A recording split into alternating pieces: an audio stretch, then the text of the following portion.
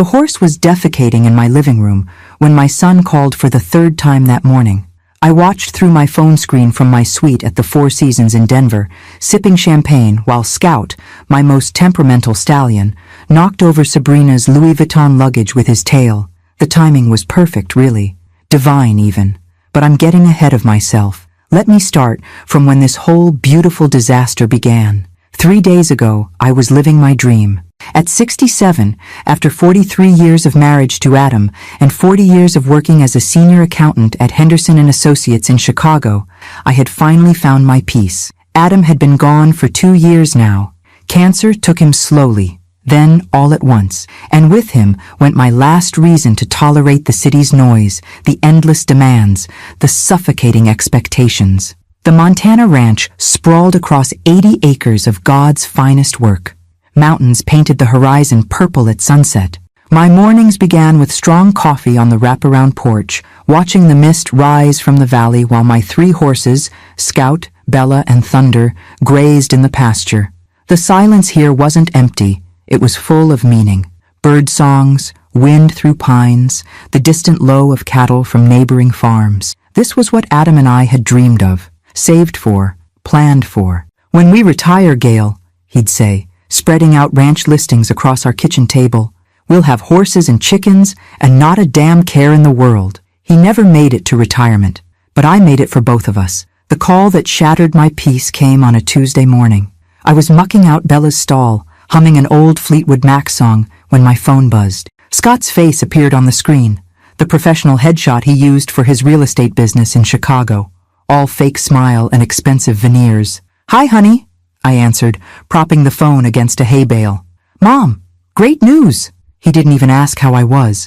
"Sabrina and I are coming to visit the ranch." My stomach tightened, but I kept my voice level. "Oh? When were you thinking?" "This weekend. And get this. Sabrina's family is dying to see your place. Her sisters, their husbands, her cousins from Miami. 10 of us total. You've got all those empty bedrooms just sitting there, right?" The pitchfork slipped from my hand. 10 people? "Scott, I don't think—" "Mom." His voice shifted to that condescending tone he'd perfected since making his first million. "You're rattling around that huge place all alone. It's not healthy. Besides, we're family. That's what the ranch is for, right? Family gatherings? Dad would have wanted this." The manipulation was so smooth, so practiced. How dare he invoke Adam's memory for this invasion? "The guest rooms aren't really set up for—" "Then set them up." "Jesus, Mom! What else do you have to do out there? Feed chickens? Come on. We'll be there Friday evening. Sabrina's already posted about it on Instagram. Her followers are so excited to see authentic ranch life." He laughed like he'd said something clever. "If you can't handle it, maybe you should think about moving back to civilization. A woman your age, alone on a ranch? It's not really practical, is it?" Before I could respond, he added the killing blow. "If you don't like it, just pack up and come back to Chicago. We'll take care of the ranch for you." He hung up before I could speak. I stood there in the barn, phone in my hand, as the full weight of his words settled over me like a burial shroud. Take care of the ranch for me. The arrogance, the entitlement, the casual cruelty of it all. That's when Thunder whinnied from his stall, breaking my trance. I looked at him, all 15 hands of glossy black attitude, and something clicked in my mind. A smile spread across my face, probably the first genuine smile since Scott's call. "You know what, Thunder?" I said, opening his stall door. "I think you're right. They want authentic ranch life. Let's give them authentic ranch life." I spent that afternoon in Adam's old study, making calls. First to Tom and Miguel, my ranch hands who lived in the cottage by the creek. They'd been with the property for 15 years, came with it when I bought it, and they understood exactly what kind of man my son had become. "Mrs. Morrison," Tom said when I explained my plan, his weathered face cracking into a grin, "it would be our absolute pleasure." Then I called Ruth, my best friend since college, who lived in Denver. "Pack a bag, honey," she said immediately. "The Four Seasons has a spa special this week. We'll watch the whole show from there." The next 2 days were a whirlwind of beautiful preparation. I removed all the quality bedding from the guest rooms, replacing Egyptian cotton with the scratchy wool blankets from the barn's emergency supplies. The good towels went into storage. I found some delightful sandpaper textured ones at a camping supply store in town. The thermostat for the guest wing? I set it to a cozy 58 degrees at night, 79 during the day. Climate control issues, I'd claim. Old ranch houses, you know. But the pièce de résistance required special timing. Thursday night, while installing the last of the hidden cameras, amazing what you can order on Amazon with 2-day delivery, I stood in my living room and visualized the scene. The cream-colored carpets I'd spent a fortune on, the restored vintage furniture, the picture windows overlooking the mountains. This is going to be perfect, I whispered to Adam's photo on the mantel. You always said Scott needed to learn consequences. Consider this his graduate course. Before I left for Denver Friday morning, Tom and Miguel helped me with the final touches. We led Scout, Bella, and Thunder into the house. They were surprisingly cooperative, probably sensing the mischief in the air. A bucket of oats in the kitchen, some hay scattered in the living room, and nature would take its course. The automatic water dispensers we set up would keep them hydrated. The rest? Well, horses will be horses. The Wi-Fi router went into the safe. The pool, my beautiful infinity pool overlooking the valley, got its new ecosystem of algae and pond scum I'd been cultivating in buckets all week. The local pet store was happy to donate a few dozen tadpoles and some vocal bullfrogs. As I drove away from my ranch at dawn, my phone already showing the camera feeds, I felt lighter than I had in years. Behind me, Scout was investigating the couch. Ahead of me lay Denver, Ruth, and a front row seat to the show of a lifetime. Authentic ranch life indeed. The best part? This was only the beginning. Scott thought he could intimidate me into abandoning my dream, manipulate me into surrendering my sanctuary. He forgot one crucial thing. I didn't survive 40 years in corporate accounting, raise him mostly alone while Adam traveled, and build this life from scratch by being weak. Before you continue, subscribe to the channel and tell me in the comments where you're listening from. I love knowing how far these stories travel. No, my dear son was about to learn what his father always tried to teach him, but he never listened. Never underestimate a woman who's got nothing left to lose and a ranch full of possibilities. Ruth popped the champagne cork just as Scott's BMW pulled into my driveway. We were nestled in the Four Seasons suite in Denver. Laptops open to multiple camera feeds. Room service trays scattered around us like we were conducting some delicious military operation, which, in a way, we were. Look at Sabrina's shoes, Ruth gasped, pointing at the screen. Are those Christian Louboutin? I confirmed, watching my daughter-in-law totter across the gravel in 5-inch heels. $800, about to meet authentic Montana mud. The convoy behind Scott's car was even better than I'd imagined. 2 rental SUVs and a Mercedes sedan, all pristine city vehicles about to experience their worst nightmare. Through the cameras, I counted heads. Sabrina's sisters, Madison and Ashley, their husbands Brett and Connor, Sabrina's cousins from Miami, Maria and Sophia, and their boyfriends whose names I'd never bothered to learn, and Sabrina's mother, Patricia, who emerged from the Mercedes wearing what appeared to be white linen pants. White linen pants on a ranch. Gail, you absolute genius, Ruth whispered, clutching my arm as we watched them approach the front door. Scott fumbled with the spare key I'd told him about, the one under the ceramic frog that Adam had made in his pottery class. For a moment, I felt a pang of something. Nostalgia? Regret? But then I heard Sabrina's voice through the outdoor camera's audio feed. God, it smells like shit out here. How does your mother stand it? The pang disappeared. Scott pushed open the front door and the magic began. The scream that erupted from Sabrina could have shattered crystal in 3 counties. Scout had positioned himself perfectly in the entryway, tail swishing majestically as he deposited a fresh pile of manure on my Persian runner. But it was Bella, standing in the living room like she owned the place, casually chewing on Sabrina's Hermes scarf that had fallen from her luggage, that really sold the scene. What the fuck? Scott's professional composure evaporated instantly. Thunder chose that moment to wander in from the kitchen, knocking over the ceramic vase Adam had made for our 40th anniversary. It shattered against the hardwood, and I surprised myself by not even flinching. Things were just things. This was priceless. Maybe they're supposed to be here? Madison suggested weakly, pressing herself against the wall as Thunder investigated her designer handbag with his massive nose. Horses don't belong in houses! Patricia shrieked, her white linen already sporting suspicious brown stains from brushing against the wall where Scout had been rubbing himself all morning. Scott pulled out his phone, frantically calling me. I let it ring 3 times before answering, making my voice breathy and casual. "Hi, honey. Did you make it safely?" "Mom! There are horses in your house." "What?" I gasped, clutching my chest even though he couldn't see me. Ruth had to cover her mouth to stop from laughing. "That's impossible. They must have broken out of the pasture." "Oh dear, Tom and Miguel are visiting family in Billings this weekend. You'll have to get them back outside yourself." "How do I—" "Mom, they're destroying everything." "Just lead them out, sweetheart. There's halters and lead ropes in the barn. They're gentle as lambs." "I'm so sorry. I'm in Denver for a medical appointment. My arthritis, you know. I'll be back Sunday evening." "Sunday? Mom, you can't—" "Oh, the doctor's calling me in. Love you."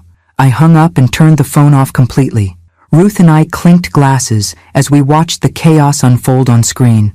The next 3 hours were better than any reality TV show ever produced. Brett, trying to be the hero, attempted to grab Scout's mane to lead him out. Scout, offended by such familiarity, promptly sneezed all over Brett's Armani shirt. Connor tried to shoo Bella with a broom, but she interpreted this as a game and chased him around the coffee table until he scrambled onto the couch, screaming like a child.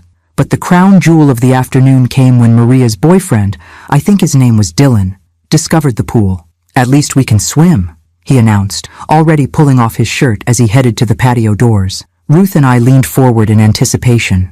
The scream when he saw the green, frog-infested swamp that had been my pristine infinity pool was so high-pitched that thunder, inside the house, neighed in response. The bullfrogs I'd imported were in full throat, creating a symphony that would have made Beethoven weep. The smell, I imagined, was spectacular. "This is insane," Sophia wailed, trying to get a phone signal in the living room while simultaneously dodging horse droppings. "There's no Wi-Fi, no cell service. How are we supposed to— There's horse shit on my Gucci." Meanwhile, Sabrina had locked herself in the downstairs bathroom, sobbing dramatically while Scott pounded on the door, begging her to come out and help. Patricia was on her own phone, walking in circles in the driveway, apparently trying to book hotel rooms. "Good luck with that," I murmured, knowing that the nearest decent hotel was 2 hours away and there was a rodeo in town this weekend. Everything would be booked solid. As the sun began to set, casting golden light across my monitors, the family had managed to herd the horses onto the back deck, but couldn't figure out how to get them down the steps and back to the pasture. The horses, clever things that they were, had discovered the outdoor furniture cushions and were having a delightful time tearing them apart. Madison and Ashley had barricaded themselves in one of the guest bedrooms, but I knew what was coming. The thermostat had kicked in, dropping the temperature to its programmed 58 degrees. Sure enough, within an hour, they emerged wrapped in the scratchy wool blankets, complaining about the cold. "There's no extra blankets anywhere," Ashley whined, "and these smell like wet dog." That's because they were dog blankets, from the local animal shelter's donation bin. I'd washed them, of course. Mostly. By 9 o'clock, they'd given up on dinner. The horses had somehow gotten back into the kitchen. Tom had installed a special latch on the back door that looked locked but wasn't, and had eaten most of the groceries they'd brought. Sabrina's Instagram-worthy charcuterie board was now Scout's dinner, and the organic vegetables from Whole Foods were scattered across the floor like confetti. Scott found the emergency supplies in the pantry: canned beans, instant oatmeal, and powdered milk. The same supplies I'd lived on for a week when we first moved to the ranch and a snowstorm cut us off from town. But for this crowd, it might as well have been prison food. "I can't believe your mother lives like this," Patricia said, loud enough for the kitchen camera to pick up clearly.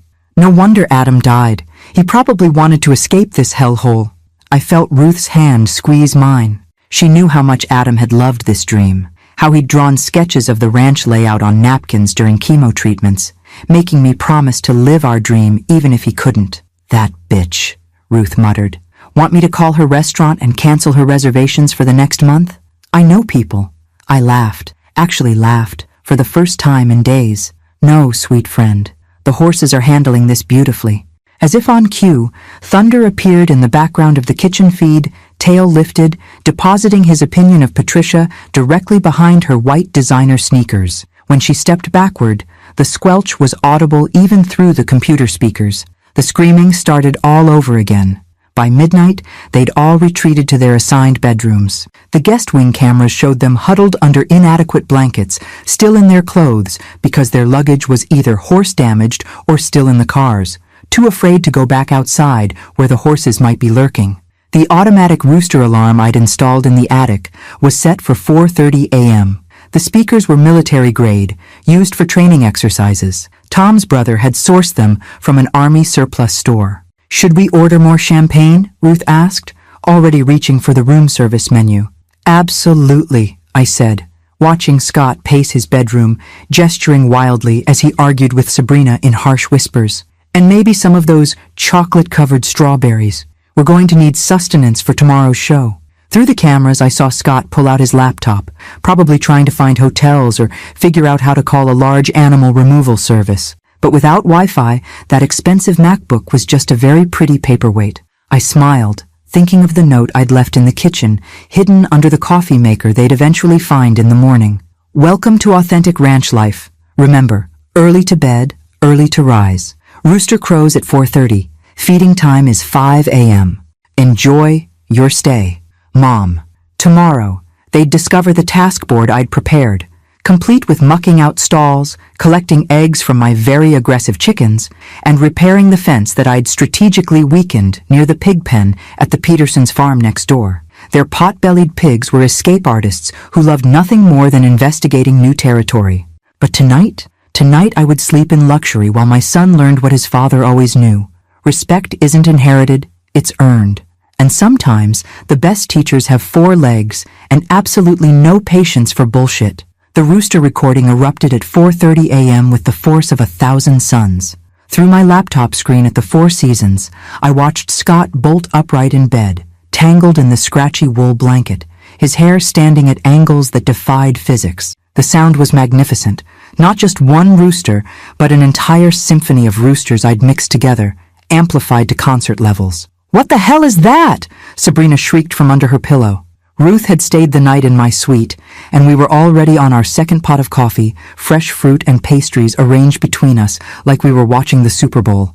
"Is that the actual volume?" Ruth asked, wincing as Patricia's scream joined the chorus from the next room.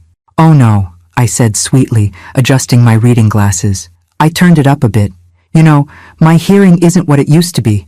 I need it loud to wake up." The beauty of the system was its persistence. Every time someone thought it was over, another rooster would crow. I'd programmed it to continue for exactly 37 minutes with random intervals, just long enough to ensure no one could fall back asleep. By 5 a.m., the exhausted group had stumbled into the kitchen, looking like extras from a zombie movie. Ashley's hair extensions were tangled beyond recognition. Brett had horse manure still caked on his designer jeans. Maria's boyfriend, David, had given up entirely and was wearing a scratchy blanket as a cape. Scott found my note under the coffee maker. His face as he read it was a masterpiece of evolving horror. "Feeding time?" Connor read over his shoulder. "What feeding?" That's when they heard the sounds from outside. My automatic feeders had failed to dispense. I'd disabled them remotely, which meant 30 chickens, 6 pigs from Peterson's farm who'd mysteriously found their way through the weakened fence during the night, and my 3 horses were all congregating near the house, voicing their displeasure. The chickens were the loudest. I'd specifically selected the most aggressive heritage breeds, including a rooster named Diablo who'd won 3 county fair competitions for most ornery fowl. "We're not farmers," Madison wailed, mascara from yesterday streaking down her cheeks. "This is insane." "Just ignore them," Sabrina commanded, trying to maintain some authority. "We'll go to town for breakfast." Scott's phone GPS helpfully informed them that town was 43 minutes away, one way. The nearest Starbucks, 2 hours. "I found instant coffee," Sophia announced, holding up the jar of decaf I'd left prominently displayed. They wouldn't find the real coffee I'd hidden behind the 10-year-old canned pears until much later, if at all. While they struggled with the ancient stovetop percolator I'd substituted for my Keurig machine, the animals grew louder. Thunder had discovered he could bang the gate with his head, creating a rhythmic boom that echoed across the valley. The pigs had found the patio furniture and were enthusiastically redesigning the outdoor seating area. But Diablo had discovered he could fly just high enough to land on the kitchen window ledge. The face-to-face encounter between Sabrina and Diablo through the glass was cinematic. She screamed. He screamed back. She threw the decaf at the window. He pecked at the glass with increased vigor. "We have to feed them to make them stop," Scott finally admitted, looking defeated already, and it wasn't even 6 a.m. "I'm not touching those things," Patricia announced, settling imperiously into a kitchen chair that immediately wobbled. I'd loosened one leg just enough to be annoying, but not dangerous. "Mom's right," Sabrina said. "You're the man, Scott. You and the other guys handle it." I watched Scott's jaw clench. His father would have already been out there, animals fed, probably riding Thunder bareback across the pasture. Adam had grown up on a farm in Iowa, something Scott had always been embarrassed about, preferring to tell people his father was in agriculture technology.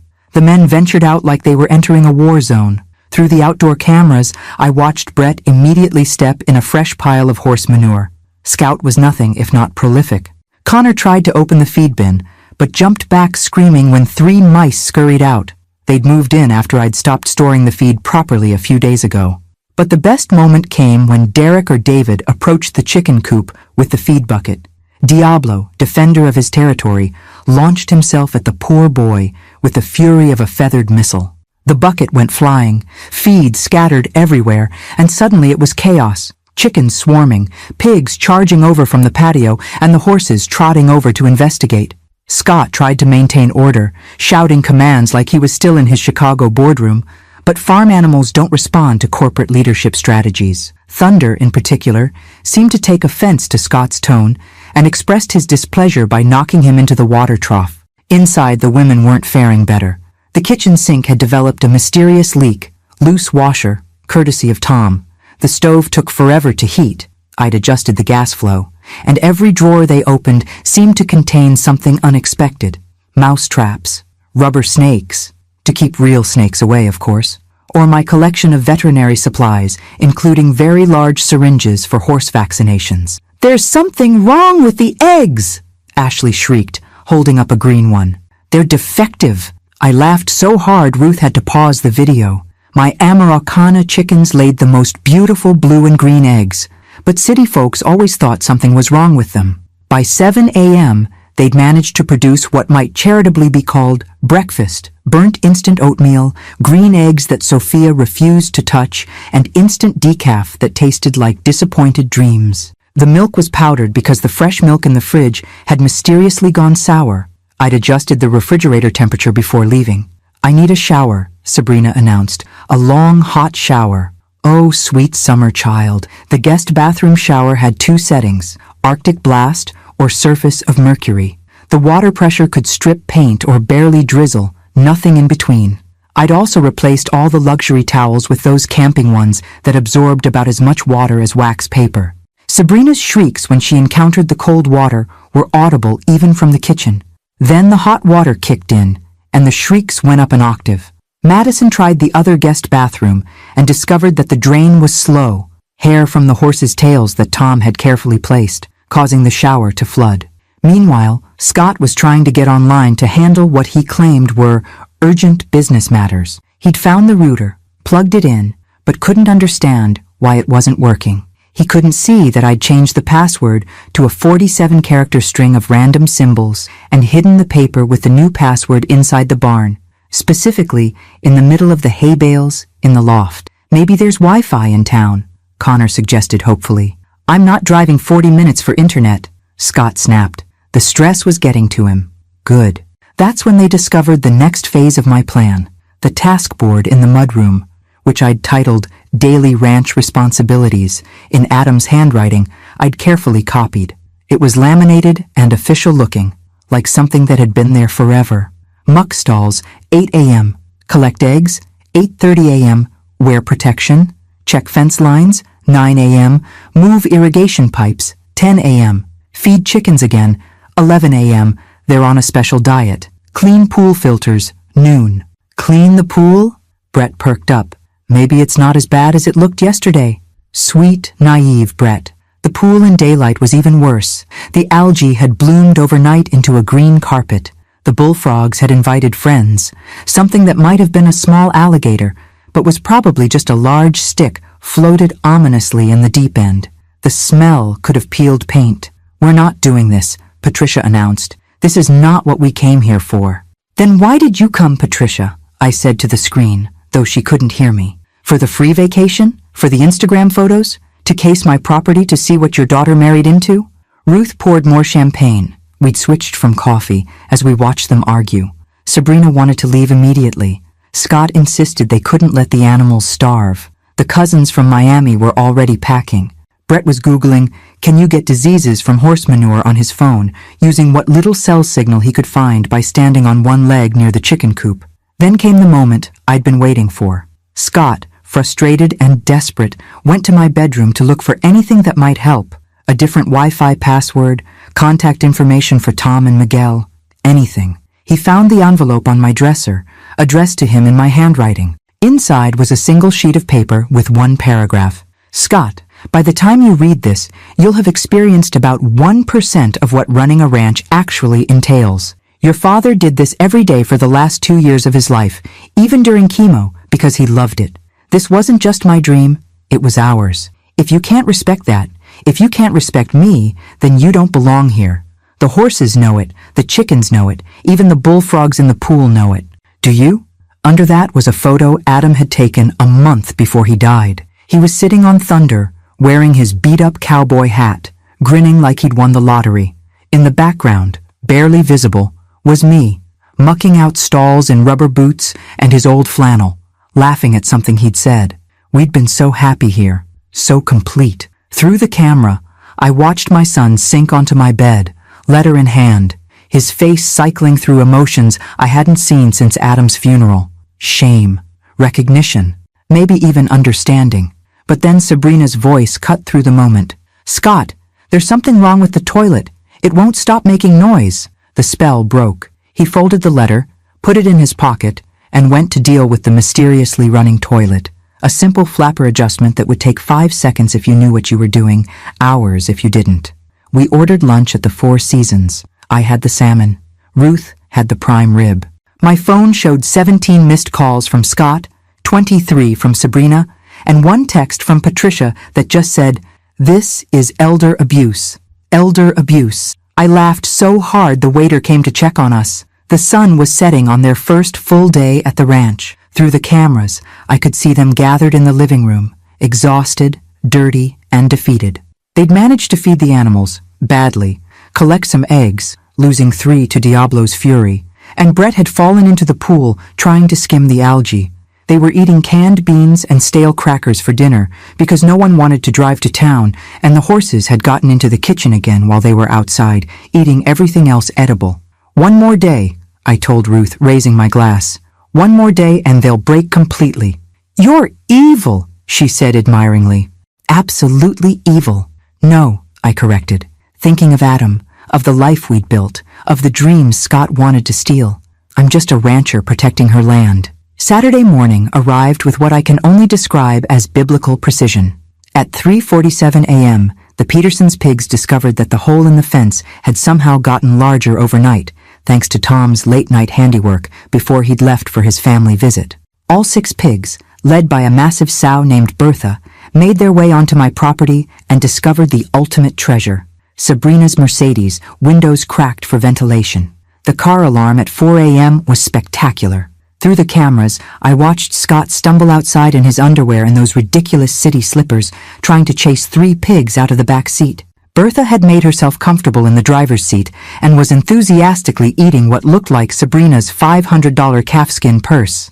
"This can't be happening," he kept repeating, a mantra against the chaos. But oh, it was. The rooster recording joined the symphony at 4:30, right on schedule. This time, I'd added some peacock screams to the mix. The sound was so unholy that Connor actually fell out of bed, taking the scratchy blanket and a lamp with him. By the time everyone congregated in the kitchen at 5 a.m., they looked like survivors of some apocalyptic event. Patricia's white linen had been abandoned for what appeared to be her husband's golf clothes from 1987 that she'd found in the attic. Madison was wearing a horse blanket as a dress. Derek David had given up entirely and was shirtless despite the morning chill. "We're leaving," Sabrina announced. "Today. Now." "The car?" Scott started. "I don't care about the car. Call a rental company. That's when they discovered that the nearest car rental was at the airport, 2 hours away, and they were booked solid due to the rodeo. The local taxi company? One car, and Bud Thompson was visiting his daughter in Seattle. We could call an Uber, Ashley suggested hopefully. The looks everyone gave her could have curdled milk. Uber in rural Montana, from a ranch 43 minutes from town, with no cell service to even book it. I found coffee, Brett announced triumphantly, holding up the can of real coffee I'd hidden. It was the first genuine smile I'd seen from any of them. They were so focused on the coffee that no one questioned why Brett was searching behind 10-year-old canned goods. Small mercies in desperate times. While they waited for the ancient percolator to work its magic, a new sound joined the morning chorus. Thunder had learned to open the barn door. Not break it down, literally, work the latch with his teeth. He was now leading Bella and Scout in what could only be described as a victory parade around the house. How are they so smart? Maria wailed, watching the horses through the window. They're ranchers' horses, I said to my laptop screen, toasting them with my mimosa. They learn from the best. That's when nature called, literally. The septic system, which I'd had serviced just before my strategic departure, but had told Scott was acting up lately, chose that moment to back up. Just a little. Just enough to make the downstairs bathroom unusable and create a smell that had everyone fleeing to the porch, where Diablo was waiting. The rooster had apparently decided the porch was his new kingdom. He'd established himself on the porch swing and was defending his territory with the passion of a medieval knight. Connor tried to reason with him. You can't reason with a rooster. Diablo launched himself with wings spread and spurs ready. Connor's retreat broke the land speed record. We need help, Scott finally admitted, pulling out his phone to try calling me again. This time, I answered on the first ring, voice cheerful as Christmas morning. Hi, honey, how's the ranch? Mom, we need you to come back. Everything is falling apart. Oh dear, what's wrong? He started listing the disasters, his voice growing more frantic with each item. I made appropriate concerned noises while Ruth filmed me for posterity, my Oscar-worthy performance of a concerned mother. Well, I said when he finally ran out of breath, Tom and Miguel should be back Monday. They'll know what to do. In the meantime, there's a manual in the barn for all the equipment and systems. Your father wrote it all down. This was true. Adam had meticulously documented everything about the ranch. The manual was 300 pages, laminated, and currently stored in the hayloft under approximately 500 bales. Good luck finding it. Monday? Mom, we can't. Oh, my doctor's calling. The specialist, you know. For my arthritis. Got to go. I hung up and turned the phone off again. Through the cameras, I watched Scott throw his phone against the porch rail. It bounced off and landed in a fresh pile of pig droppings. The day progressed like a symphony of chaos. They tried to do laundry, but I'd left only the eco-friendly detergent that required precise measurements in hot water, which the guest wing didn't have consistently. Madison's white designer dress came out a patchy gray. Ashley's silk blouse dissolved entirely. They attempted to go to town for supplies, but discovered that Scott's BMW had a flat tire, roofing nail accidentally dropped near his parking spot. Sabrina's Mercedes still had pigs in it, Bertha had claimed it as her new home, and the rental SUVs were somehow locked with the keys inside. A mystery that would have been solved if they'd noticed the helpful crow who'd learned to pick up shiny objects. By noon, the temperature in the guest bedrooms had risen to the programmed 79 degrees. Without proper ventilation, I'd closed the attic vents. It was like a sauna. They opened windows, which let in the flies that had been attracted by all the animal activity. There's food in the freezer, Connor announced, pulling out what looked like a roast. What he didn't know was that it was venison from last year's hunting season, labeled simply meat in Adam's handwriting. They defrosted it in the microwave, turning it into rubber. The smell alone could have been classified as a weapon. Lunch became crackers, and the green eggs no one wanted to eat, while outside, the animals had organized themselves into what looked like a protest. The horses stood at the kitchen window, staring accusingly. The chickens had discovered they could hop onto the porch roof and were now pecking at the bedroom windows upstairs. The pigs had moved from the Mercedes to explore the BMW, and one ambitious piglet had somehow gotten into the engine compartment. "This is insane!" Patricia kept repeating, fanning herself with a paper plate. "Absolutely insane!" Then came the rain. Montana summer storms are magnificent, Sudden, violent, and thorough. This one arrived at 2 p.m. with thunderclaps that shook the house. The rain came sideways, finding every gap in the windows I'd strategically left unsealed. Within minutes, the guest bedrooms were soaked. But the real discovery came when they tried to close the windows. The old wooden frames, which I'd been meaning to fix but conveniently forgot to mention, had swollen in the humidity. They were stuck open. Brett and Connor tried to force them, but succeeded only in breaking one completely, leaving a gaping hole that the rain exploited enthusiastically. "We need towels!" Sabrina screamed. Oh, honey, those camping towels weren't going to help much. They used the scratchy blankets, their clothes, anything absorbent to try to stem the water. Meanwhile, the roof in the mudroom, which had that tiny leak I'd noticed but hadn't mentioned, turned into a waterfall. The taskboard I'd so carefully laminated floated by like a little raft of responsibility. The storm passed after an hour, leaving everything damp and smelling like wet wool. The power flickered and went out. My backup generator, which would have kicked in automatically, was mysteriously out of propane. I'd had Tom empty it. The manual start generator in the barn required reading a 16-page instruction booklet. In Japanese. I'd switched the manuals as a joke months ago, forgetting to switch them back. Serendipity. As darkness fell, they huddled in the living room with candles I'd left, trick birthday candles that relight when you blow them out. Watching them try to figure out why the candles kept relighting was better than cable TV. "We could cook on the grill," Scott suggested, trying to salvage something from the day. The gas grill was empty. The charcoal grill required actual charcoal knowledge. They attempted it anyway, producing what could generously be called blackened everything. Even the vegetables were somehow both burnt and raw. Dinner was canned beans again, cold this time, eaten in the flickering light of the trick candles while rain dripped through various ceiling spots, and Diablo paced the porch like a feathered sentry. "I want to go home," Sophia said quietly. It was the first completely honest thing any of them had said. "This is Scott's home now," Patricia said acidly. "His inheritance, right, Scott? This is what you wanted?" Through the infrared camera, battery-powered, of course, I saw my son's face. He looked broken. "Good. I just thought," he started. "You thought you'd take over Mom's retirement paradise," Sabrina finished. "Turn it into our vacation home. Maybe rent it out when we weren't here."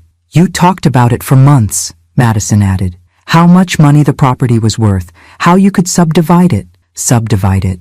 My 80 acres. Our dream." Ruth squeezed my hand as we watched. "You okay?" "I'm perfect," I said, and meant it. At 9 p.m., something magical happened. The clouds cleared, revealing a stunning Montana night sky. Thousands of stars, the Milky Way visible in all its glory. Through the cameras, I watched them venture onto the porch. Diablo had finally retired to the coop. For a moment, they were silent, looking up at something most of them had never seen, a sky unpolluted by city lights. Connor pointed out Mars. Ashley saw her first shooting star. Even Patricia seemed subdued by the majesty of it. "It's beautiful," Sabrina admitted quietly. "Dad loved this," Scott said suddenly. "He used to email me photos of the night sky here. I always deleted them without looking." The confession hung in the air like another star. "He built this place for Mom," he continued. "Every fence post, every garden bed. Even when he was sick, he was out here working. And I called it a waste of money." "You said worse than that," Patricia reminded him. Because of course she did. The moment shattered. They went back inside to their damp, dark rooms. Through the night vision cameras, I watched them toss and turn on the uncomfortable beds, too hot, then too cold, scratchy blankets providing little comfort. At midnight, the coyotes started howling. Not close enough to be dangerous, but close enough to be heard clearly through the broken window. Then the owls joined in. Then Bertha, still in the Mercedes, discovered the horn. Sunday. One more day.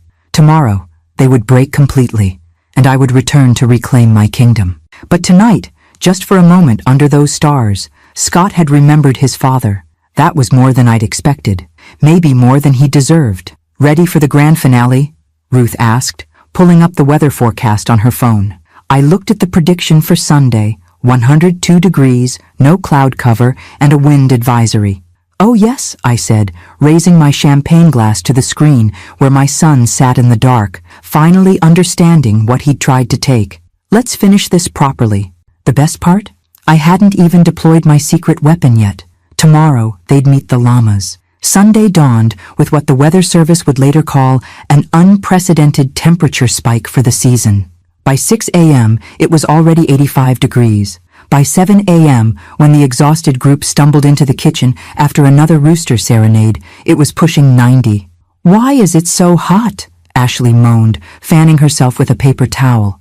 "Because, darling, I'd shut off the central air conditioning before I left, leaving only the inadequate window units in the guest rooms, which required electricity they didn't have. The manual override for the generator was in Adam's workshop, behind approximately 700 pounds of lumber I'd had Tom stack there for winter projects. Through my laptop at the Four Seasons, where Ruth and I were enjoying Eggs Benedict and perfectly controlled air conditioning, I watched them discover that the refrigerator, without power for over 12 hours, had become a box of spoiled potential food poisoning.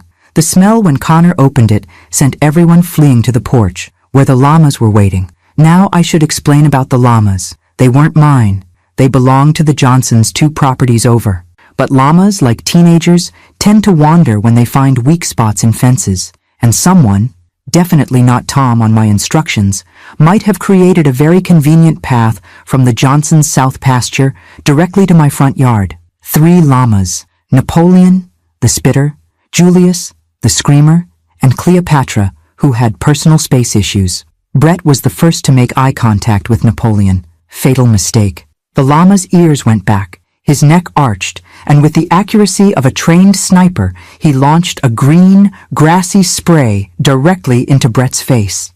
The scream Brett produced harmonized beautifully with Julius's responding call, a sound somewhere between a rusty gate and a demon's laugh. Cleopatra, not to be outdone, decided Madison's hair looked like hay and tried to eat it. "What are these things?" Sabrina shrieked, dodging Julius's attempt to smell her armpit. "Guard llamas," I told my laptop screen. "Very effective ones. The thing about llamas is they're curious, extremely curious, and once they decide you're interesting, they follow you. Everywhere." The group retreated to the house, but the llamas simply stood at the windows, staring in with their enormous eyes, occasionally screaming their displeasure at being excluded. Inside, the temperature was climbing. Without power, without air conditioning, and with the morning sun turning the windows into magnifying glasses, the house was becoming an oven. They opened every window, which let in the flies that had multiplied exponentially thanks to all the animal droppings no one had properly cleaned. "We need ice," Scott declared, already sweating through his last clean shirt. The ice maker, of course, required electricity. The backup ice in the barn freezer had melted when the power went out. The nearest store was 43 minutes away, and the car situation hadn't improved. The BMW still had a flat. The Mercedes was now Bertha's permanent residence. She'd had piglets during the night, 5 of them, all nursing contentedly in the back seat, and the rental cars remained mysteriously locked. That's when Connor discovered the well. "There's a hand pump," he announced triumphantly. "We can at least get cold water." What Connor didn't know was that the well pump hadn't been maintained in years. It worked, technically, but the water came up rust-colored and smelling of sulfur. They tried it anyway. Maria threw up. Even the llamas backed away from the smell. By noon, the temperature hit 102. The metal roof was clicking and popping with expansion. The horses had found the only shade directly under the kitchen window and were contributing their own special aromatherapy to the situation. The chickens had given up entirely and were lying in dust bowls they'd created, panting with their beaks open. "I'm calling 911, Patricia announced, holding up her phone. "And telling them what?" Scott snapped, his patience finally gone. "That it's hot and there are llamas?" That's when Diablo, heat-stressed and furious about everything, discovered he could fly high enough to come through the broken bedroom window. The sounds from upstairs were a mixture of rooster rage and human hysteria. Derek David came running down with scratches on his arms and Diablo's tail feathers in his hand. "It attacked me. The chicken attacked me in my sleep." Technically, no one had been sleeping, but the drama was appreciated. The afternoon brought the wind. Montana wind doesn't play.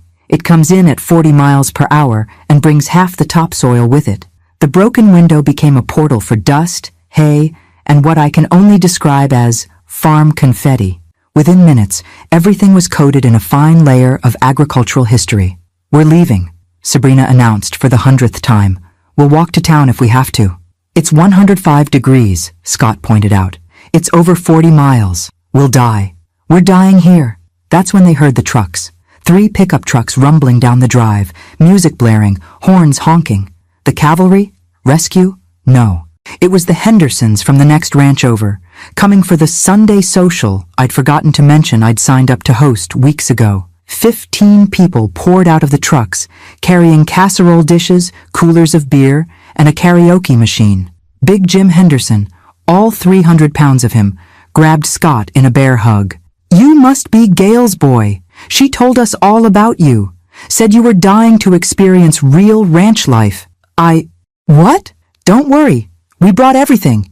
Even got the mechanical bull in the truck. Your mama said you wanted to learn to ride." Ruth and I nearly choked on our mimosas, watching Scott's face as they unloaded an actual mechanical bull and set it up in the front yard. The llamas were fascinated. Napoleon immediately spit on it. The Hendersons, blessed souls, didn't care about the power outage. They had generators in their trucks. They didn't care about the heat. They were ranchers. They didn't even care about the llamas, though Big Jim's wife Dolly did ask, "These new?" Don't remember Gail mentioning llamas. What followed was 3 hours of forced socialization. The Hendersons were lovely people who assumed Scott's family were equally enthusiastic about ranch life. They wanted to hear all about their plans for the property, their favorite cattle breeds, their thoughts on rotational grazing. Madison tried to explain she was from Miami.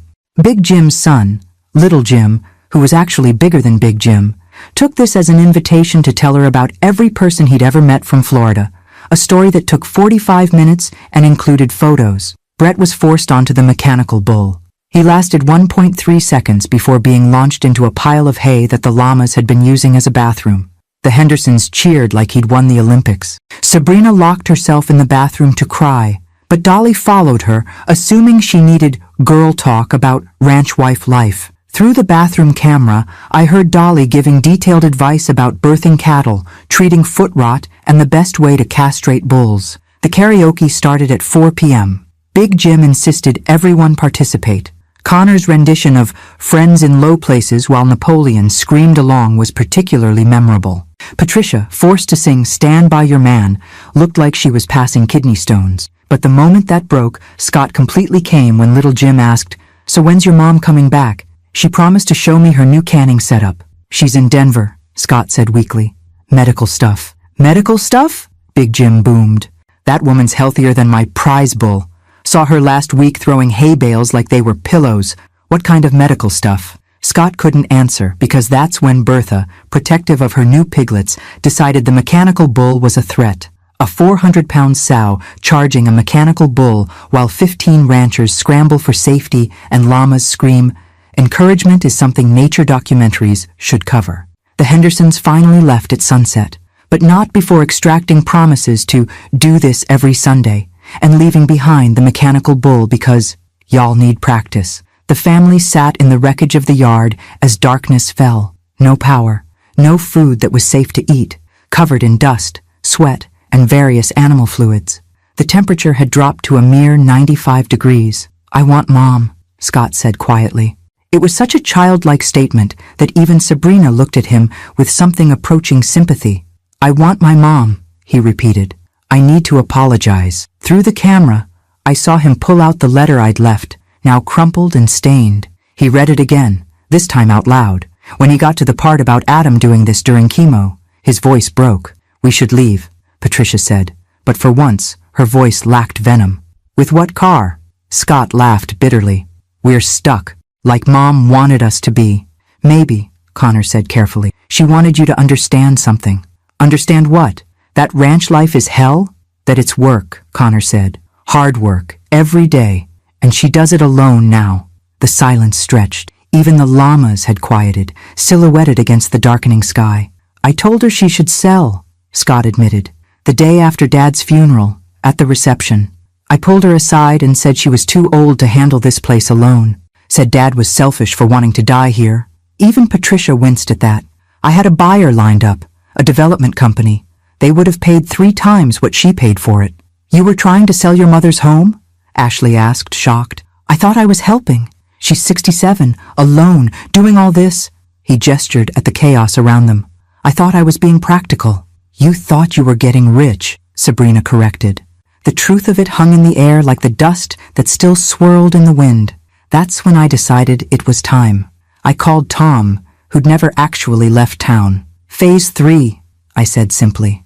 With pleasure, Mrs. M, he replied. 30 minutes later, as the family sat in their dusty, defeated silence, headlights appeared on the drive. Tom's truck, pulling a trailer with 3 very familiar horses. Evening, folks, Tom said, tipping his hat. Got a call from Mrs. Morrison. Said you might need some help getting these horses back where they belong. It took them a moment to understand.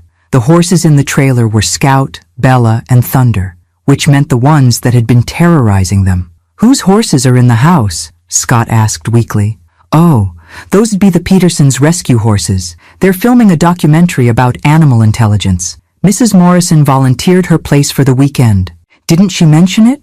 They're trained to open doors, work latches, even use human toilets if needed. Though I see they didn't quite master that last one.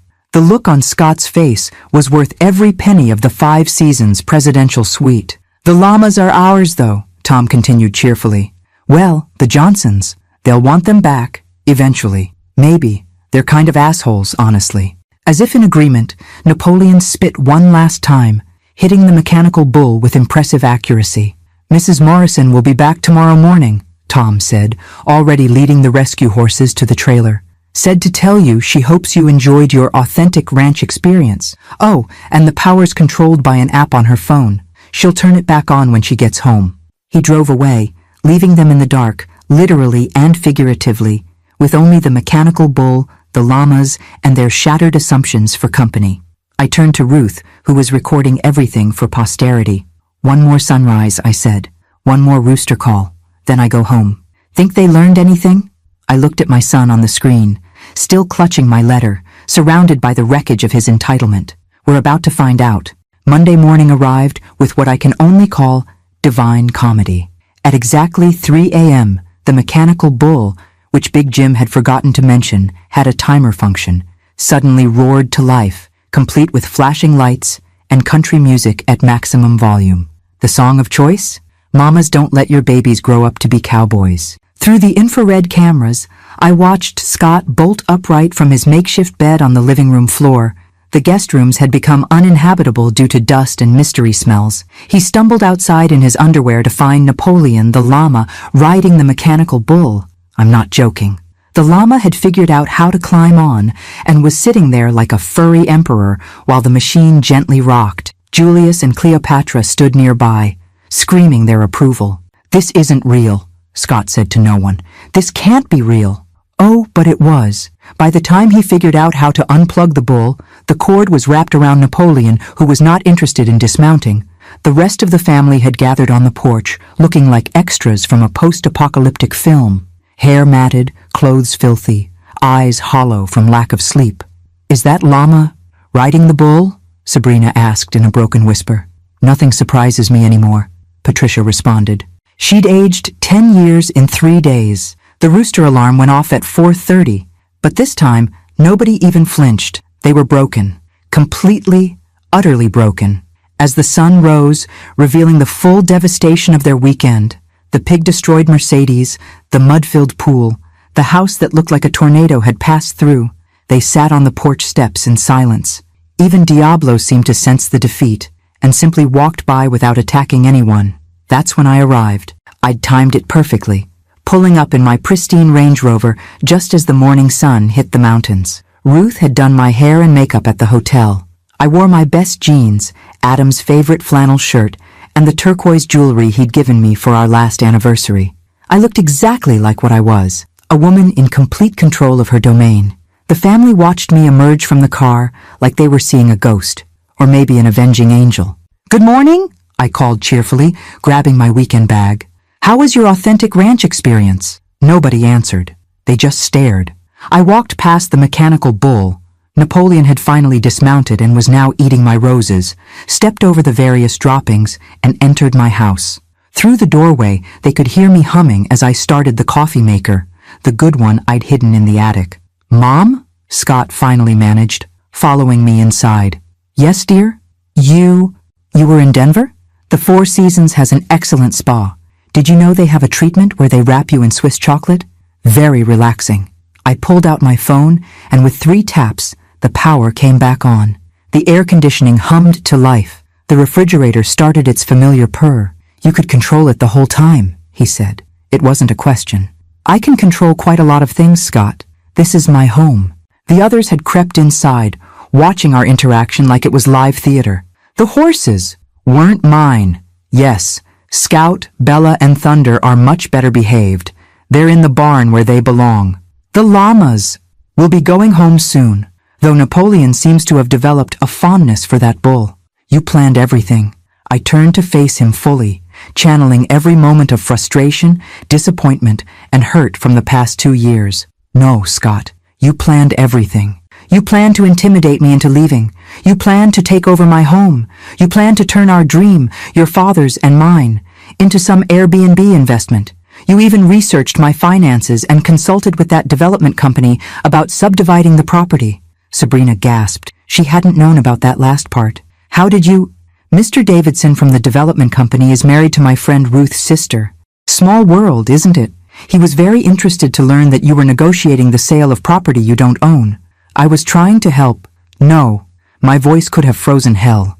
"You were trying to help yourself, to your inheritance, as you called it. Tell me, Scott, what did you inherit from your father?" He was silent. "I'll tell you what he left you.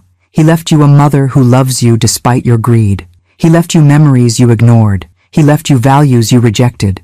And he left you the opportunity to be a better man than you've chosen to be." I pulled out a document from my bag. "This is the deed to the ranch. As you can see, it's been transferred to a living trust. You are not a beneficiary. The ranch will be maintained as a working farm and animal sanctuary in perpetuity. When I die, it will be managed by the Henderson family, who actually understand what it means to love the land." Patricia made a strangled sound. Scott went pale. "You cut him out?" Sabrina whispered. "I gave him exactly what he gave me. No respect, no consideration, and no claim to what I've built." I turned to address the whole group. "You came here uninvited, treating my home like a hotel and me like the help. You posted on social media about inheriting a ranch before I was even dead. You complained about every aspect of the life your father and I chose while planning to profit from our labor." "That's not—" Scott started. "I have recordings, Scott. Every phone call where you discussed my decline. Every conversation with Sabrina about how to handle me. The group text where you all mocked the ranch and called me a stubborn old woman playing farmer." I pulled out my tablet, showing them screenshots. Their own words, damning and cruel. "But here's what you don't have recordings of," I continued. "Your father, 2 weeks before he died, sitting on that porch, making me promise not to let you destroy this place. He knew what you'd become. It broke his heart, but he knew." Scott sank into a chair. The weight of it all, the shame, the recognition, the loss, was finally hitting him. "I do love you, Scott," I said more gently. "I always will. But love doesn't mean accepting disrespect. It doesn't mean sacrificing my dreams for your greed. And it certainly doesn't mean letting you turn our sanctuary into a commodity." "What are we supposed to do now?" Patricia asked, apparently still missing the point. "You're supposed to leave. Tom will be here soon with a tow truck for your cars. The rental company has been notified that you'll be returning the vehicles today. Yes, I found the keys. The crows had hidden them in the barn rafters. Fascinating creatures. Crows. But," Sabrina started, "but nothing. This is my home. You are no longer welcome here." The silence was deafening. Finally, Connor, of all people, spoke up. "We owe you an apology, Mrs. Morrison. A real one." "We're sorry," Ashley added quietly. "This place it's actually beautiful. We just couldn't see it." I nodded acknowledgement but said nothing. Apologies were words. Adam always said to watch what people did, not what they said. It took 3 hours for them to pack and clean up the worst of the damage. I supervised, sitting on the porch with my coffee, occasionally calling out helpful suggestions. "The pig after birth needs special cleaner. It's under the sink," Llama spit is acidic. Better scrub harder. That's not mud in the pool filter. Tom arrived with his tow truck and a crew. The cars were retrieved, cleaned, minimally, and made drivable. The llamas were loaded into a trailer, though Napoleon made his feelings known by spitting on Scott one last time for good measure. As they prepared to leave, Scott approached me one final time. "Mom, I know," I said. "You're sorry, you'll do better. You want another chance, right?" He nodded miserably. "Earn it," I said simply. Not with words, not with grand gestures, with time and genuine change. Your father spent 2 years building this place with his bare hands while fighting cancer. You can't even spend a weekend here without complaining. When you can match his commitment to something beyond yourself, call me. How will I know when that is? You'll know. He hugged me then, awkwardly, briefly. It was the first real emotion he'd shown all weekend. They drove away in a convoy of damaged vehicles and damaged egos. Sabrina didn't look back. Patricia was already on her phone, probably complaining to her bridge club. The cousins from Miami would have a story nobody would believe.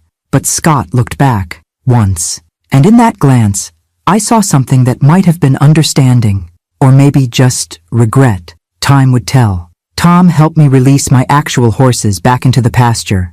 Scout immediately rolled in his favorite dust patch. Bella trotted to the apple tree. Thunder stood at the fence, surveying his kingdom with satisfaction. "Hell of a weekend, Mrs. M," Tom said, grinning. "Worth every penny of the hotel and your overtime pay. Mr. Morrison would have loved this." "He would have," I agreed, though he probably would have used actual skunks instead of just skunk spray. We laughed, standing there in the afternoon sun, surrounded by the controlled chaos of a working ranch. That evening, I sat on the porch with a glass of Adam's favorite whiskey, watching the sunset paint the mountains purple and gold. The ranch was quiet, except for the normal sounds: horses nickering, chickens settling for the night, the distant low of cattle. My phone buzzed, a text from Scott. "The mechanical bull is still in your yard." I texted back, "Consider it a monument to authenticity." Then I turned off my phone, raised my glass to Adam's memory, and enjoyed the perfect silence of a dream defended and a home reclaimed. Subscribe to the channel and tell me in the comments, what would you rate my response to uninvited guests? Remember, this is my story, my ranch, and my rules. The roosters would crow again tomorrow at 4:30, but tomorrow I'd be the only one to hear them. And that's exactly how it should be. 3 weeks passed in blessed peace. The ranch returned to its rhythm. Morning coffee with the sunrise, afternoons tending the garden Adam and I had planted, evenings with my horses. The mechanical bull remained in the front yard, a monument to boundaries well defended. I'd planted flowers around it. The neighbors thought I'd lost my mind. I'd never been saner. Then the letter arrived. Not an email or text, but an actual handwritten letter in Scott's careful script. The same penmanship I'd taught him when he was 7, sitting at our kitchen table in Chicago, his tongue poking out in concentration. "Dear Mom, I've been volunteering at the Veterans Ranch in Colorado, the one that helps wounded warriors through equine therapy. I remember Dad mentioning it once. I've been mucking stalls, feeding horses, and learning to shut up and listen. Yesterday, a veteran named Marcus, who lost both legs in Afghanistan, told me I reminded him of his son. Soft hands, hard head," he said. Then he taught me to bridle a horse named Warrior, who only trusts people who approach with genuine respect. It took 6 hours. I cried twice. Warrior finally let me near when I stopped trying to prove something and just sat in his stall, quiet, waiting for permission to exist in his space. I think I understand now. Not asking for anything. Just wanted you to know. Scott P.S. Sabrina filed for divorce. She kept the Mercedes. The pigs had done $30,000 in damage to the interior. I read it 3 times, sitting at the same kitchen table where I'd taught him to write. Was this growth or manipulation? Time would tell. Adam always said redemption was a marathon, not a sprint. 2 days later, Ruth called. "You need to check Facebook." I rarely used social media, but I logged in to find something unexpected.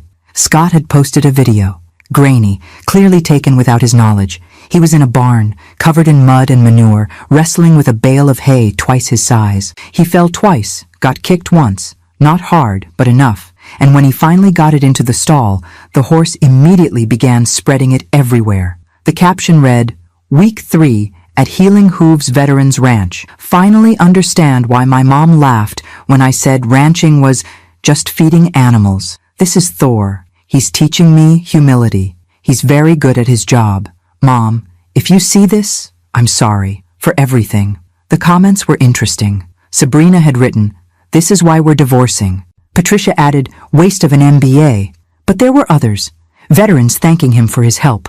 The ranch director praising his work ethic. Someone named Marcus writing, "City boys getting there, slowly."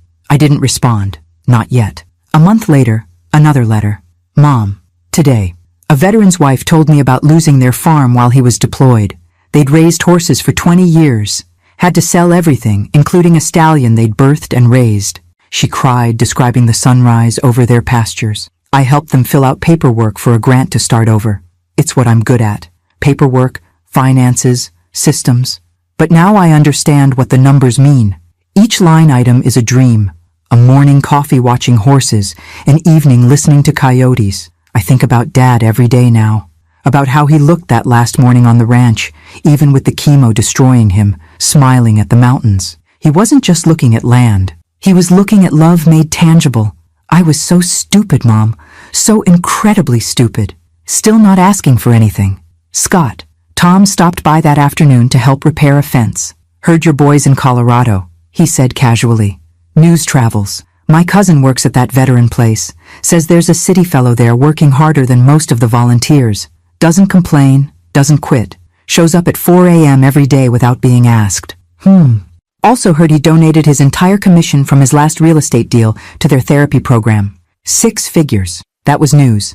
I kept my face neutral, but inside, something shifted slightly. 3 months in, the calls started. Not from Scott, but from others. The ranch director thanking me for raising a son who understood service. Marcus calling to say Scott had spent his own money to buy a therapy horse for a kid with autism. A veteran's widow saying Scott had helped save their family farm from foreclosure, pro bono. Then Ruth visited with her laptop. "You need to see this." It was a blog post Scott had written for the Veterans Ranch website. Authentic Ranch Life, a City Son's Education. He detailed our weekend, honestly, brutally, hysterically. He owned every moment of his entitlement, his disrespect, his greed. But the ending was what got me. My mother defended her dream with horses, llamas, and a mechanical bull that still stands in her yard. She taught me that authentic isn't Instagram-worthy sunsets and mason jar aesthetics. It's 4 a.m. feedings in -20 weather. It's holding your dying husband's hand while he watches his last sunrise over land you've bled for. It's choosing hard work over easy money, every single day. I wanted to steal that from her, to reduce her life's work to my profit margin. She gave me what I thought I wanted, authentic ranch life, and it broke me in the best possible way. If you're reading this, Mom, I get it now. Not fully, maybe never fully, but enough to know that what you and Dad built can't be bought or sold or inherited. It has to be earned, one sunrise at a time. P.S. Napoleon the llama was magnificent. Please tell the Hendersons. I laughed. Then I cried. Then I did something I hadn't done in 6 months. I called my son. "Hello?" His voice was tentative, afraid. "The Hendersons got a new llama. Named him Bonaparte. He's worse than Napoleon." Silence. Then a laugh, shaky but real. "God help us all. Tom says you're doing good work in Colorado." "Trying to. It's..." "Mom, these veterans, what they've sacrificed, and then they come here and find peace with horses. It's like what Dad found at our ranch during his last months. That kind of peace is worth everything." "Yes," I said simply. "It is. I've been thinking," he continued carefully, "about Thanksgiving. Not asking to come to the ranch. I know I haven't earned that yet. But maybe dinner in town? Just you and me? I could drive up from Colorado. I considered this. The Riverside Diner does a decent turkey dinner. Is that a yes? It's a maybe. Keep working, keep learning. Ask me again in November. Fair enough. Mom? Yes? I love you. I should have led with that. You should have led with a lot of things, Scott. But late is better than never. After I hung up, I walked out to the pasture where Thunder stood waiting. He nickered softly, pushing his massive head into my chest. I scratched his favorite spot behind his ears, thinking about second chances and the long road to redemption. 2 weeks later, another surprise. A package arrived with Colorado postmarks. Inside was a photo album, professionally bound, carefully curated. The title page read, Adam Morrison, A Rancher's Legacy. Scott had somehow collected hundreds of photos I'd never seen. Adam at agriculture conferences, his presentations about sustainable farming, pictures from colleagues showing him teaching young farmers, mentoring, leading, photos from the feed store, the local diner, the veterinary clinic. Adam everywhere in our small community, respected, beloved, remembered. The last page was a photo I'd taken but forgotten. Adam and Scott, 5 years ago, attempting to fix a fence together. Both were laughing, Scott holding a hammer wrong, Adam gently correcting his grip. Below it, Scott had written, He tried to teach me. I refused to learn. My loss, not his. Thank you for protecting what he loved most, you and the ranch. I didn't deserve inheritance. Love isn't inherited anyway. It's earned. I sat on the porch, album in my lap, as the sun set behind the mountains. Diablo strutted by, pausing to eye me suspiciously before continuing his patrol. The mechanical bull stood silent in the garden, surrounded by black-eyed Susans that had somehow decided to bloom in the chaos of its base. My phone rang. Ruth, you okay, honey? I'm thinking about Thanksgiving, I admitted. About maybe saying yes to dinner. Adam would want you to. Adam wanted a lot of things. Not all of them were wise, but most of them were kind. She was right. Adam's greatest strength and weakness, his relentless faith in people's ability to change. I'll think about it, I said. October arrived with early snow, blanketing the ranch in pristine white. The horses grew their winter coats. I prepared the barn for the cold months ahead, working alone, but not lonely. The ranch was never lonely. Too much life, too much purpose, too much beauty. Then Scott's third letter arrived. Mom, a boy came to the ranch today. 15, angry at everything. His dad died in Iraq when he was 3. His mom remarried an asshole. He reminded me of myself. All that anger with nowhere to go but inward or outward, both destructive. I taught him to muck stalls. He complained the entire time, said it was stupid, pointless, beneath him. I just kept working beside him, remembering you doing the same that weekend, never rising to my bait, just consistently demonstrating what needed done. Hour 3, he finally asked why I volunteered here when I clearly had money. The BMW gave me away. I told him about you, about Dad, about the ranch, about learning too late that what looks like mundane work is actually love in action, that every stall cleaned makes space for healing. That dignity isn't about being above certain work, but about doing all work with purpose. He stopped complaining. We worked in silence after that. Good silence, like you and Dad used to share. At the end, he asked if he could come back tomorrow. I said yes, if he promised to arrive before the rooster crows. He asked what time that was. I said 4:30. He said his mom could drop him at 4. Mom, I think I understand now why you didn't just tell me these things. Some lessons can't be taught, only learned. And they can't be learned without the work. Thank you for making me do the work. Your son, still learning, Scott. I called him that night. Thanksgiving, I said without preamble. But not at the diner, here, at the ranch. Silence. Then, barely audible. Really? You'll arrive the day before. You'll help with the morning feeding. You'll sleep in the guest room, the cold one with the scratchy blankets. You'll help me cook using eggs from Diablo's harem. And if you complain even once, you'll meet Bonaparte the llama. Mom, I thank you. I won't let you down. You already have. That's not the point anymore. The point is who you choose to be next. I choose better. We'll see. November came fast. The day before Thanksgiving, I watched from the window as Scott's BMW navigated the drive. He parked, sat in the car for a full minute, gathering courage, then emerged. He was different.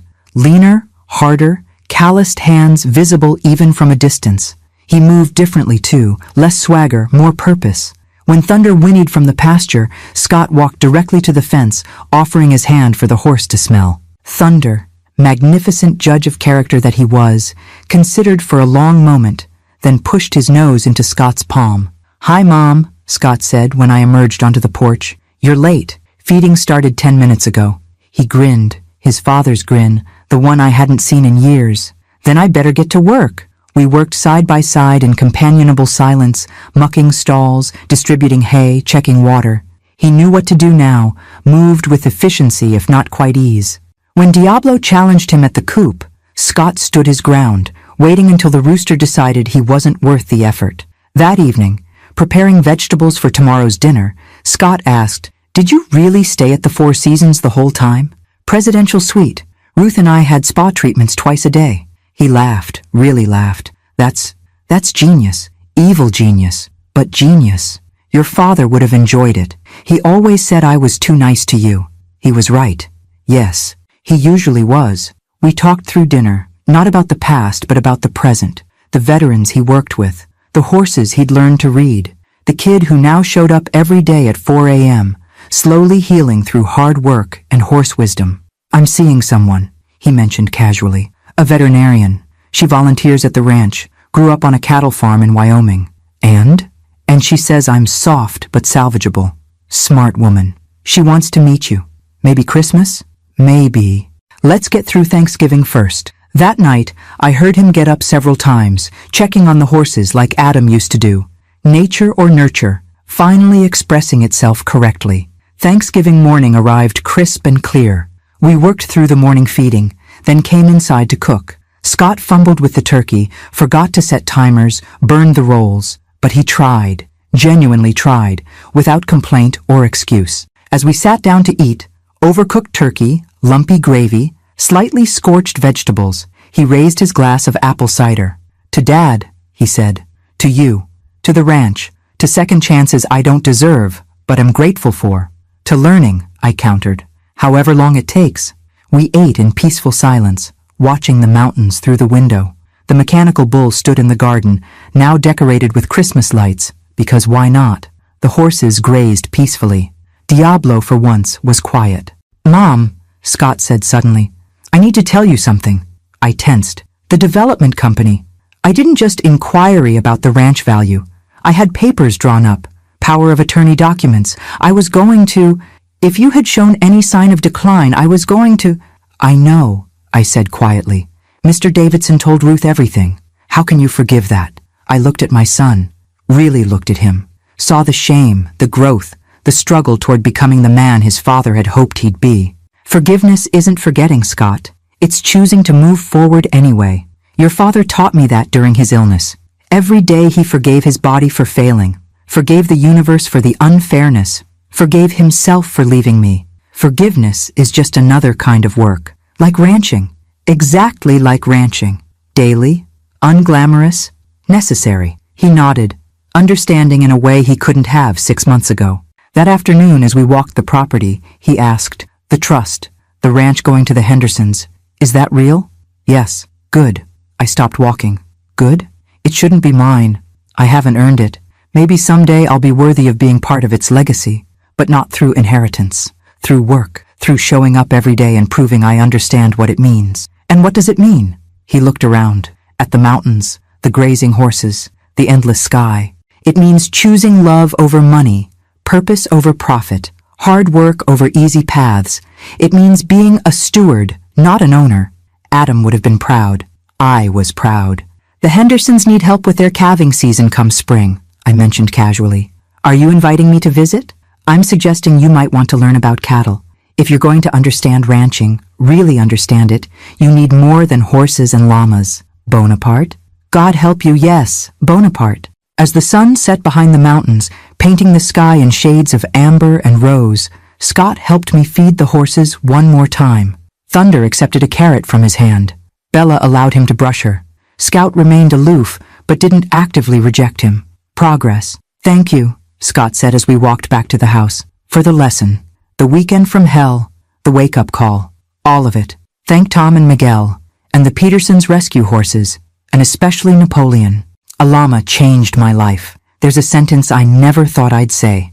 We laughed, parent and child, walking together across land that would never be his, but might, someday, with enough work and growth, be home to him again. That night, I found him sitting on the porch despite the cold, looking at the stars. Dad did this, didn't he? Sat out here at night? Every night, even when he could barely walk. What did he think about? The future? The past? The moment? Everything and nothing. I'm sorry I missed it. Sorry I missed him. The real him, not the city version I preferred. He's here, I said, gesturing at the vast darkness punctuated by stars. In the land, the animals, the work, in you, when you choose to see it. Scott nodded, pulling his jacket tighter. I choose to see it, and maybe, just maybe, he was beginning to. Before you go, if you enjoyed this story, leave a like, subscribe to the channel, and tell me in the comments, on a scale of 0 to 10, what would you rate my response to uninvited guests who tried to take over my home?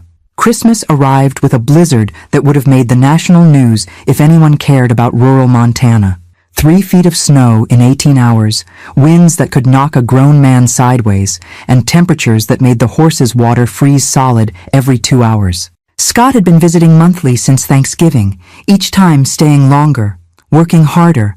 But this was his first real winter test. He'd arrived 3 days before Christmas with Sarah, the veterinarian from Colorado, a woman who looked like she could birth a calf and attend the Met Gala with equal confidence. "You must be the famous Gail," she said, shaking my hand with a grip that could crack walnuts. "I've heard about the llama incident." "All lies," I said. "It was much worse than whatever he told you." She laughed, a rich, genuine sound. "He showed me the video, the one with Napoleon on the mechanical bull. I've watched it approximately 47 times. I decided I liked her." The blizzard hit that night. By morning, we were snowed in properly. No power, no getting to the barn without digging a tunnel, and definitely no leaving the ranch. Sarah took it in stride, but I watched Scott carefully. This was the test. Not llamas or roosters or even pig-destroyed Mercedes, just pure, relentless Montana winter. "We need to get to the horses," I said at 4 a.m., handing him a shovel. It took 3 hours to dig the path to the barn. Sarah worked beside us without complaint, actually humming what sounded like Christmas carols. When we finally reached the horses, they nickered desperately, cold, hungry, worried. "Water heaters are frozen," I announced. "We'll need to haul buckets from the house every 2 hours. "Every 2 hours?" Scott asked. "All day?" "All day, all night, until the temperature rises or the power comes back." "That could be days." "Yes." I waited for the complaint, the suggestion that surely there was an easier way, the inevitable city boy solution that wouldn't work. Instead, he simply said, "I'll take the night shifts. You need your sleep." Sarah kicked him. "We'll take the night shifts. Together." And they did. Every 2 hours for 3 days, I'd hear them trudging through the snow, hauling hot water from the wood stove I kept for emergencies. No complaints reached my ears, just quiet conversation and occasional laughter. On day 2, we ran low on hay. The delivery truck couldn't get through, roads were impassable. The horses were getting nervous, sensing our concern. "There's emergency hay at the Hendersons," I said, "but it's 2 miles through the storm." "How do we get it here without a truck?" Sarah asked. "The old way," I said, pointing to the sled Adam had restored years ago. "We harness Thunder and haul it." Scott's eyes widened. "Thunder? The horse who hated me for months?" "The very same. He's done this before. Question is whether he'll do it for you." It was brutal. Harnessing a horse in a blizzard, navigating 2 miles through waist-deep snow, loading hay while your fingers turned to ice, then making the journey back with a frightened horse and precious cargo. But Scott did it. More than that, Thunder trusted him to do it. When they returned, both man and horse covered in ice, there was something different between them. Understanding, respect, partnership. "Dad would have been proud," I said quietly, as Scott rubbed Thunder down, checking every inch for injury or strain. "I hope so," he replied, and I heard Adam's humility in his voice. That night, Christmas Eve, we lost the last of our stored water when the pipes froze. Sarah and I were melting snow on the wood stove when Scott disappeared into the basement. He emerged an hour later, triumphant and filthy. "Fixed it," he announced. "Remember Dad teaching me about pipe insulation when I was 12? I was too busy playing video games to pay attention, but something must have stuck. The water flowed." Sarah kissed him. I pretended not to tear up. Christmas morning dawned crystal clear and deadly cold, minus 37 degrees. The kind of cold that kills batteries, cracks windows, and makes breathing hurt. But the horses needed care, snow or no snow, Christmas or not. We worked in shifts, 10 minutes outside before rotating in to warm up. The horses' water froze between checks. Ice formed on Thunder's whiskers. Bella's blanket froze to her body and had to be carefully thawed. But we managed. together. That afternoon, as we sat exhausted around the wood stove eating canned soup, our Christmas dinner, Sarah said something that stopped my heart. "This is what Scott described," she said to me, "when he talks about his father. This kind of brutal, beautiful commitment to something bigger than yourself. Adam loved the difficult days most," I admitted. "Said they showed you who you really were." "Who are we?" Scott asked, genuinely curious. "Today, we're ranchers, real ones, not Instagram ranchers or hobby farmers, the kind who do whatever it takes, whenever it's needed, without thought of comfort or convenience, even on Christmas, especially on Christmas. Animals don't know it's a holiday." The power came back that evening. As lights flickered on and the furnace rumbled to life, Sarah found the photo album Scott had made of Adam. "Is this him?" she asked, pointing to a picture of Adam with newborn Thunder, both covered in birthing fluids and straw, both grinning like idiots. "First foal born on the ranch," I confirmed. Thunder came out fighting, knocked Adam flat on his back. Adam laughed for 20 minutes straight. "Tell me more," Sarah said, settling in. So I did. Stories poured out. Adam learning to ride at 55. Adam building the barn with his own hands. Adam during his last winter, so weak from chemo he could barely walk, but still insisting on breaking ice on water troughs every morning. "He sounds wonderful," Sarah said softly. "He was," Scott said. "I just couldn't see it then. I was too busy being embarrassed by his muddy boots at my college graduation, his old truck at my wedding, his stories about cattle at business dinners. Sabrina encouraged that," I said carefully. It was the first time I'd mentioned his ex-wife since the divorce. "Sabrina wanted me to be someone I'm not," Scott replied. "Someone I tried to be and failed at spectacularly." "The question," Sarah said, looking at him intently, "is who you want to be now." Before he could answer, a sound split the night, a horse in distress. We ran to the barn to find Bella down in her stall, thrashing, clearly in colic. "It's bad," Sarah said after a quick examination. "We need the vet immediately." "Roads are still closed," I said, fighting panic. "Nearest vet is 40 miles out." "I'm a vet," Sarah reminded us, "but I need supplies, medications." "Doc Henderson has a kit," Scott said suddenly.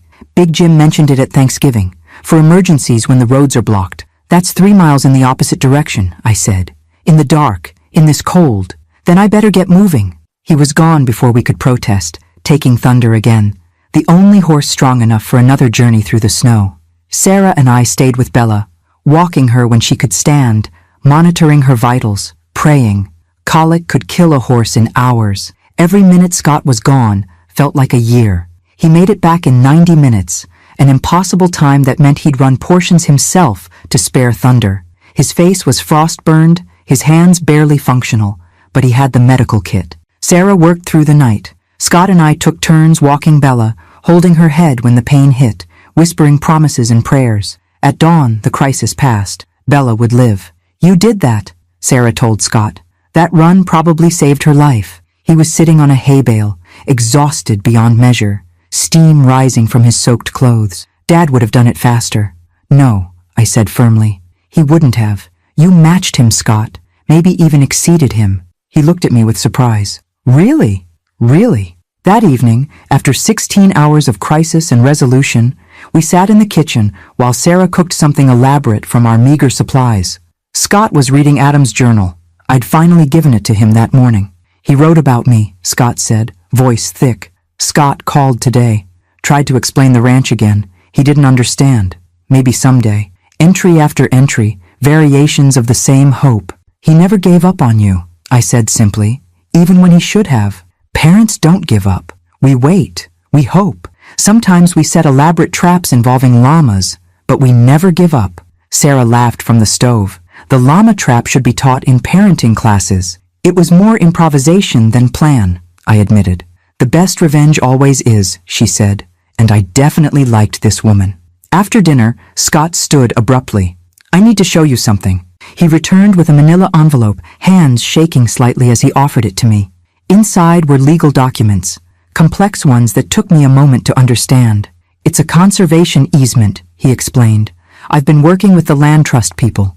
If you agree, it protects the ranch forever. No development, no subdivision, no matter who owns it. It stays agricultural land in perpetuity, and there's a tax benefit that would help with the mounting costs."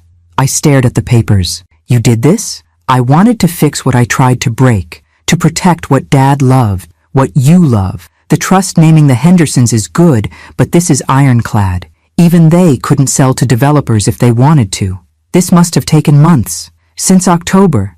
Sarah helped with the ecological surveys. I looked between them. My son, transformed by work and humility, and this remarkable woman who saw his potential. There's one more thing, Scott continued. Page 12. I flipped to it.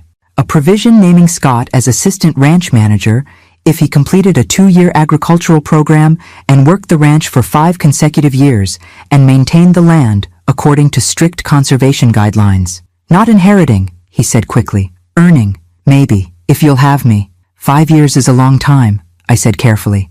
It's a start, he replied. Dad gave the ranch 40 years. I can give it 5, or 50, whatever it takes. I signed the papers. Sarah whooped. Scott cried, really cried, for the first time since Adam's funeral. That night, unable to sleep, I found Scott in the barn with Thunder. He was brushing the great horse, talking to him quietly about plans for spring, about learning to train colts, about proving worthy of the land. Thunder, my stubborn particular horse who barely tolerated anyone but me, rested his massive head on Scott's shoulder. He forgives you, I said from the doorway. Do you? I thought about it, really thought about it. About Scott, the entitled city boy who'd tried to steal my home. About Scott, the desperate man covered in llama spit and horse manure. About Scott, the emerging rancher who'd risked frostbite to save Bella. Forgiveness is ongoing, I said finally. Like ranch work, you do it every day and some days it's easier than others. What kind of day is today? A good one, a very good one. He smiled, Adam's smile, finally grown into it. Mom, I need to tell you something. Sarah and I are getting married, I finished. The ring's in your pocket. You've been fidgeting with it all day. He laughed. That obvious? To someone who changed your diapers? Yes. We want to do it here, at the ranch, in spring when everything's green. Napoleon can be ring bearer. God no, Bonaparte maybe. He seems calmer. Bonaparte ate Mrs. Henderson's wedding roses last week. Regular ring bearer then. We stood together in the barn, surrounded by sleeping horses and the ghosts of better days that were somehow becoming present days, becoming future days. Your father would be so proud, I said, of who you're becoming. Not who I am yet. None of us are who we are yet. We're all becoming. Even at 67, I'm still becoming. Becoming what? I thought about it. Patient, forgiving, strong enough to defend my boundaries, but wise enough to lower them when someone earns passage. Have I earned it? You're earning it. Present continuous tense. Every bucket of water hauled, every fence mended, every dawn feeding in sub-zero weather. It never ends, does it? The earning? No. That's the beautiful part. There's always another chance to prove yourself, another day to choose correctly, another season to grow into. The barn was quiet, except for the horses breathing and the wind rattling the walls. Somewhere in the house, Sarah was probably planning a ranch wedding that would somehow be both elegant and practical, like her. I love you, Mom, Scott said. I should have said it more, should have shown it better. You're showing it now, that's what matters. And it was. In the end, the ranch didn't care about past failures or future promises. It only cared about the present moment, the water that needed hauling now, the hay that needed distributing now, the love that needed expressing now. Scott understood that finally. And maybe that understanding was the real inheritance Adam had left us both. Spring arrived like a resurrection. The snow melted in dramatic torrents, turning our peaceful creek into a raging river. The pastures exploded in green so vivid it hurt your eyes. And the animals, oh, the animals went absolutely mad with joy. Even Diablo seemed less homicidal, though he did chase the wedding planner off the property twice. Yes, the wedding planner. Sarah had hired someone from Billings who arrived in a white Range Rover wearing heels that sank immediately into the spring mud. She took one look at the mechanical bull, still decorated with Christmas lights and now sporting a bird's nest in its control panel, and asked if we could remove that eyesore. That's a monument to authenticity, I told her. It stays. But the aesthetic? The aesthetic is Montana Ranch meets Colorado veterinarian meets reformed city boy. If you can't work with that, you're at the wrong wedding. She quit. Sarah hired her sister instead, a woman who arrived in a muddy pickup with a cooler of beer and a binder full of what she called realistic ranch wedding ideas. Scott had been living in the renovated barn apartment since January, working the ranch full-time while taking online agriculture courses at night. I'd catch him at 2 a.m., laptop open, studying soil management while bottle-feeding an orphaned calf we'd named Hope. "You don't have to do everything at once," I told him one morning after he'd fallen asleep, standing up during feeding time. "Dad did," he replied. During chemo, he was still learning, still working, still planning. I found his notebooks, crop rotation schedules for the next decade, breeding plans for the horses, sketches for a greenhouse he never built. "Your father was stubborn to a fault." "It wasn't stubbornness," Scott said quietly. "It was love. Every plan was a promise that the ranch would continue, that you'd have what you needed, that the dream wouldn't die with him." He was right. Adam's notebooks, which I'd finally shared with Scott, were love letters to the future. Detailed instructions for everything from treating founder and horses to the perfect timing for planting heirloom tomatoes at our altitude. 2 weeks before the wedding, disaster struck. Not llamas or pigs this time. A late spring blizzard, the kind that kills newborn calves and destroys early gardens. Weather Service called it a once-in-a-century event. The Hendersons lost 12 calves. The Petersons lost their entire greenhouse. We were luckier. The horses were safe. The chickens only mildly traumatized. But the wedding tent collapsed. The carefully cultivated wildflower meadow where Sarah wanted to say vows became a pond. And the access road washed out completely. "We could postpone," Sarah suggested, though I could see it killed her to say it. "Absolutely not," Scott said. "We're ranchers. We adapt." And adapt they did. The ceremony moved to the barn. Tom and Miguel spent 3 days cleaning and decorating it with lights that made the old wood glow gold. The wildflower meadow was replaced with hay bales arranged in a circle. The washed-out road meant guests had to park a mile away and take a hayride to the ranch. Big Jim Henderson volunteered his team of Clydesdales for transport. The morning of the wedding, I found Scott in Thunder's stall, fully dressed in his suit but covered in a protective apron, brushing the horse to gleaming perfection. "He's part of the ceremony," Scott explained. "Sarah's riding in on him." "Thunder? Our Thunder who used to knock you into water troughs? We've come to an understanding. He tolerates my existence, and I worship his magnificence." Sounds like your father's relationship with Diablo. "Did Dad ever win that rooster over?" "The day before he died, Diablo let him collect eggs without attacking. I think it was the rooster's version of saying goodbye." Scott stopped brushing. "Tell me about that day." "His last day." So I did. How Adam had insisted on morning chores despite being unable to walk without help. How he'd sat on the porch for hours, memorizing every view. How he'd written letters to Scott, letters I'd never sent because they contained forgiveness for transgressions Scott hadn't even committed yet, as if Adam knew what was coming. "Do you still have them?" "In the safe. Wedding present, maybe?" "Mom, thank you." The ceremony itself was perfect in its imperfection. Sarah did indeed ride in on Thunder, who had flowers braided in his mane and looked deeply offended by the indignity. Diablo escaped his pen and strutted down the aisle during the vows, causing the city relatives to flee to higher ground. Bonaparte the llama watched through the barn window, occasionally humming his disapproval. But when Scott and Sarah exchanged vows, they'd written themselves, promises to work beside each other through blizzards and droughts, to find beauty in difficult days, to build something lasting on land that demanded everything. There wasn't a dry eye in the barn. Even the Hendersons cried, though Big Jim claimed it was allergies. The reception took place around the mechanical bull, which Sarah's sister had wrapped in white lights and surrounded with wildflowers rescued from the flood. The city relatives looked horrified. The ranch folks thought it was brilliant. "Is that the famous bull?" Marcus asked. He'd driven up from Colorado with 6 other veterans from the therapy ranch. "The very one," I confirmed. "Napoleon blessed it with his presence." Scott tells that story at least once a week. Gets better every time. "How's he doing down there? Really?" Marcus got serious. "He's one of the best volunteers we've had. Shows up, shuts up, does the work. The horses trust him. More importantly, the veterans trust him. Your boy learned something important." "What's that?" "How to earn respect instead of expecting it." As if summoned by the compliment, Scott appeared with Sarah, both of them flushed from dancing. "Mom," Sarah said, "we have something to tell you." My heart sank. They were leaving, of course. Young couple, opportunities elsewhere. We're pregnant, she blurted out. Due in December. The world tilted. A grandchild. Here, on the ranch. A baby, I said stupidly. Here? If you'll have us, Scott said quickly. The barn apartment's too small, but we could add on, or build something new, or— Your father's office, I interrupted. I've been using it for storage. It could be a nursery. Both of them stared at me. You'd want us in the house? Babies need grandmothers. Grandmothers need babies. And this house needs life in it again. Sarah hugged me so hard I thought my ribs might crack. Scott just stood there, stunned. Dad would have loved this, he finally said. He would have been impossible, I corrected.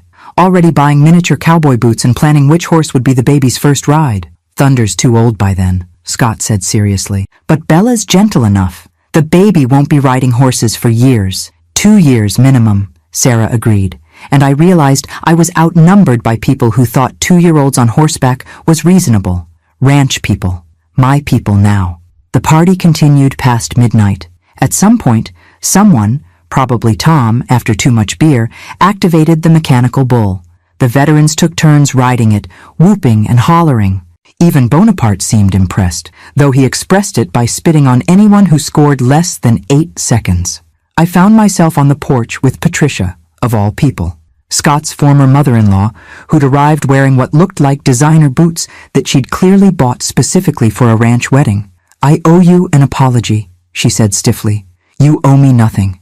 I do. I encouraged the worst in them. In Scott, in Sabrina. I thought ranching was beneath them, beneath you.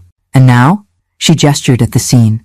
Scott teaching Marcus's daughter to line dance, Sarah examining someone's horse with professional intensity, even in her wedding dress, the mountains dark against stars so bright they seemed fake. Now I think I missed the point of everything, she admitted. Sabrina's remarried, you know, investment banker. They live in a penthouse that costs more than this ranch. She's miserable. I'm sorry to hear that. Don't be. She chose surface over substance. They both did. But Scott found his way back. He earned his way back, I corrected. Important difference. Yes, Patricia agreed. Adam would be proud. You didn't know Adam well. No, but I saw how he looked at you. At this place. Like he'd won the lottery every single day. Scott looks at Sarah that way now. She was right. Across the yard, Scott was spinning Sarah, both of them laughing as Diablo pecked at their feet, probably demanding tribute. Stay the night, I offered. Guest rooms improved since your last visit. No more rescue horses in the living room? Only on special occasions. She laughed, the first genuine laugh I'd ever heard from her. I might take you up on that. These boots are killing me. There's muck boots in the mudroom. Size 8? 7.5. Close enough for ranch work. Is that an invitation to morning chores? 4:30 sharp. Diablo waits for no one. God help me, I'm actually considering it. She did stay. And she did show up for morning chores, wearing Adam's old muck boots and one of my barn jackets. She was terrible at it. Scared of the chickens, confused by the feed proportions, absolutely terrorized by Bonaparte. But she tried. This is harder than CrossFit, she panted after wrestling a hay bale. Ranch fit is different from gym fit, I agreed. Ask Scott about his first month. He mentioned something about crying in the barn. Multiple times. Character-building tears. As the sun rose over the mountains, painting everything gold, Patricia stood transfixed. It's beautiful, she said softly. I mean, I saw it before, but I didn't really see it. That's the thing about ranch life, I said. It's too hard to appreciate if you're not doing the work. The beauty is earned. Like respect. Exactly like respect. The newlyweds emerged from the house, sleepy but smiling. Sarah already had her hand on her still flat stomach, protective and proud. Scott looked at me with Adam's eyes, full of plans and promises. Morning, Mom, he said. Ready for chores? Always, I said, and meant it. 4 generations would work this land, I realized. Adam's dreams hadn't died. They'd just taken a detour through llama-induced chaos to find their way home. Oh, Scott added casually. Bonaparte got out again. He's in the vegetable garden. Of course he is, I sighed, grabbing the llama halter. Some things never change. And on a ranch, that's oddly comforting. The mechanical bull stood silent in the morning light, covered in wedding flowers and bird droppings, a monument to the beautiful absurdity of forcing people to face exactly what they claimed to want. In the distance, Diablo crowed, announcing another day of small disasters and smaller miracles. This was ranch life. Real, authentic, difficult, beautiful ranch life. And finally, my son was home. December arrived with a gentleness unusual for Montana, as if the weather itself knew we needed mercy. Sarah was 8 months pregnant, moving like a ship in full sail, still insisting on checking the horses twice daily, despite barely being able to see her feet. Scott had transformed in ways that continued to surprise me. He'd taken over the ranch's financial management, discovering we'd been hemorrhaging money on feed costs and equipment rentals. Within 6 months, he'd renegotiated contracts, found better suppliers, and somehow increased our savings while improving operations. "It's just spreadsheets, Mom," he'd said when I expressed amazement. "But spreadsheets that smell like horse manure now." The nursery was ready. Adam's office transformed with pale yellow walls and furniture Scott built himself, having learned woodworking from YouTube and Big Jim Henderson.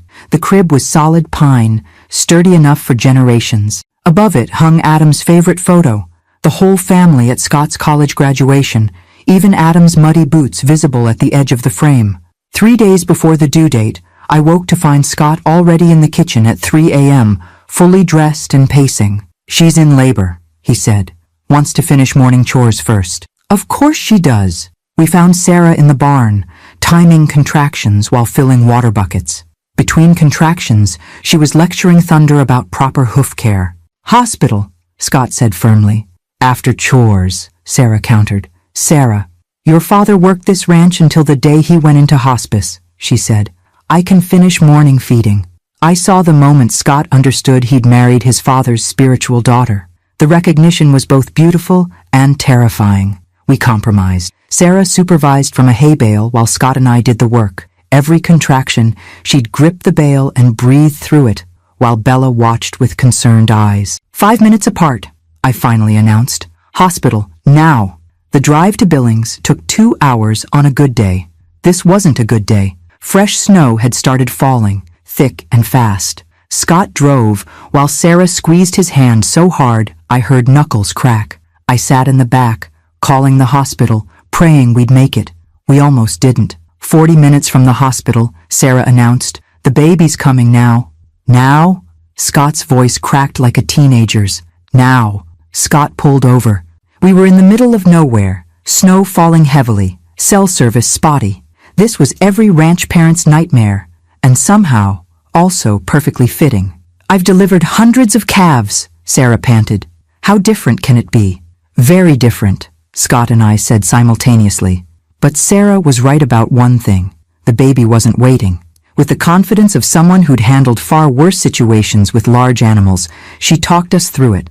Scott caught his son in shaking hands, just as the ambulance we'd managed to call arrived. Adam Robert Morrison, 8 pounds, 3 ounces, born in a pickup truck during a snowstorm, already screaming his opinions about everything.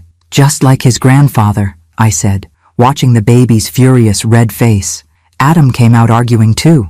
The EMTs took over, but the baby was perfect, pink, loud, and absolutely perfect. Sarah was triumphant. Scott was in shock. "Did we just deliver our baby on Highway 287? He asked. "We did," Sarah confirmed. "Put it in the baby book. Location of birth, Ford F-150, mile marker 47. At the hospital, after everyone was checked and declared healthy, I held my grandson for the first time. He had Scott's nose, Sarah's chin, and Adam's eyes, that particular shade of blue-green that changed with the light. "Hi, little one," I whispered. "Welcome to the chaos." He gripped my finger with surprising strength, as if already preparing for the work ahead. 2 days later, we brought him home to the ranch. The animals seemed to know something momentous had happened. Even Diablo was subdued, pecking gently at the ground instead of attacking. Thunder whinnied softly when we passed, a greeting for the newest member of the herd. That first night, I found Scott in the nursery at 2 a.m., not because the baby was crying, but because he was reading to him from Adam's journal. "March 15th, Scott read quietly. "Helped birth a calf today. Difficult delivery, but mother and baby survived." Scott called from Chicago, closed a big deal, sounded happy. Wish he could have seen the calf. There's something about watching life begin that puts everything in perspective. Maybe someday he'll understand. He would have loved this, I said from the doorway. A grandchild on the ranch. I wasted so much time, Mom. No, you took the long way home. Different thing entirely. Christmas came a week later, our first as a complete family in years. Sarah's parents arrived from Wyoming, ranch people who immediately understood the rhythm of our life. Big Jim and Dolly Henderson stopped by with a handmade rocking horse. Tom and Miguel brought their families for Christmas dinner. And Bonaparte. Somehow Bonaparte got into the house. How does he keep doing this? Scott demanded, trying to herd the llama away from the Christmas tree. He's Bonaparte, I said, as if that explained everything, which, honestly, it did. The baby watched the chaos from his bouncer, eyes wide and curious, 6 days old and already fascinated by the insanity of ranch life. Sarah's father, Robert, told stories about his own ranch childhood while Bonaparte investigated the presents. My mother always said babies born in barns or trucks were blessed with understanding animals. Old wives' tale, but you'd be surprised how often it proves true. After dinner, with everyone gathered and Bonaparte finally exiled to the porch, I stood to make a toast. Adam always said the ranch wasn't about the land or the animals. It was about family, the one you're born into, and the one you choose. This year, we chose to become the family he always believed we could be. I looked at Scott, holding his son while Sarah leaned against him. It took mechanical bulls and rescue horses and a particularly vindictive rooster, but we made it home. To Dad, Scott said, raising his glass. To Adam. To Adam, everyone echoed. Outside, snow began falling again, gentle this time. Through the window, I could see the mechanical bull, now decorated with Christmas lights and a Santa hat someone, probably Tom, had added. A monument to the summer that changed everything. That night, after everyone had gone home or to bed, I found myself in the barn with Thunder. He was getting old, moving slower, but still magnificent. We did it, old friend, I told him. We survived. We thrived. We brought them home. He nickered softly, pushing his great head against my shoulder. In the distance, a coyote howled. An owl answered. The ranch sang its nighttime chorus, the same as always but also completely different. Because now it sang for 4 generations, past, present, and future. I thought about Adam, about what he'd say if he could see us now. Probably something practical like, check the water heaters, or that baby needs warmer pajamas. But underneath would be pride, joy, the satisfaction of dreams, not just preserved, but expanded. My phone buzzed. A text from Scott. Baby's first sunrise tomorrow. Want to join us? Always, I texted back. And I would. Every sunrise, every feeding, every small disaster and smaller miracle. Because that's what family does. That's what ranchers do. That's what love looks like when it's dressed in muck boots and carrying water buckets at 4 a.m. The mechanical bull stood silent in the snow, its purpose fulfilled. It had forced authenticity on those who needed it most. Now it could rest, a reminder that sometimes the best response to entitlement is creative justice, served with a side of llama spit. 5 years from now, little Adam would probably be riding Thunder's successor. 10 years from now, he'd be fighting with Diablo's offspring over egg collection. 20 years from now, who knew? Maybe he'd go to the city, chase dreams that had nothing to do with ranching. And that would be okay, because he'd always know what home really meant. Not inheritance, but investment. Not ownership, but stewardship. Not ease, but worth. But tonight, on this quiet December evening, with snow falling and my family sleeping safely under one roof, I had everything Adam and I had dreamed of. Different than planned, harder than imagined, better than hoped. Tomorrow would bring its challenges. Horses to feed, bills to pay, a baby to raise, a ranch to run. But also, sunrise over mountains, coffee with my son, Sarah's laughter, a grandchild's first smile, and the continued suspicious absence of Bonaparte from his pen. I walked back to the house, stopping to pat the mechanical bull's snow-covered head. Thank you, I whispered to it, to the night, to Adam's memory, to the universe that had conspired to teach my son through chaos what he couldn't learn through comfort. Inside, warmth and light and family waited. Outside, the ranch kept its eternal watch, demanding everything and giving back even more. This was my authentic life, hard-earned, fiercely protected, and finally, fully shared. And it was perfect. If you enjoyed this story, please leave a like, subscribe to the channel, and tell me in the comments, what score from 0 to 10 would you give my response to uninvited guests? And remember, sometimes the best inheritance isn't what we leave behind, but what we teach through living.